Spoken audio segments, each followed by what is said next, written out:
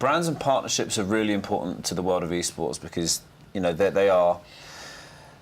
going to help facilitate the growth if obviously done in the right way, and they will come from kind of a few areas. So in terms of brands, they're either going to come from the non-endemic space, which have been involved in esports, you know, since it began, and the usual suspects. Non-endemic brands are starting to make more of an appearance. There's much more of an education involved in getting those guys involved and bringing them to the space credibly, relevantly, and integrating them. And we rather than talk about sponsorship, we talk about, you know, sort of brand engagement as a kind of rule of thumb. And then we're also kind of seeing the involvement now of more and more sort of traditional sports rights holders. You know, we work with Formula One, with the tournament operator for the recently announced E-Premier League, and so there's a lot of excitement now around how some of these sort of major brands from different parts of the world are starting to get themselves involved.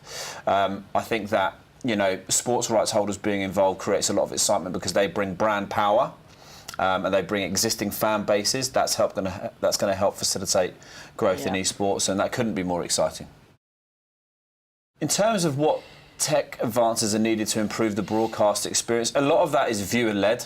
So, you know, we learn very quickly from the viewers about the kind of things they'd like to see in shows. So whether that is, you know, how graphics are produced, whether that's the kind of way that tournaments are explained, or the talent and the players that are involved, how they get access to them.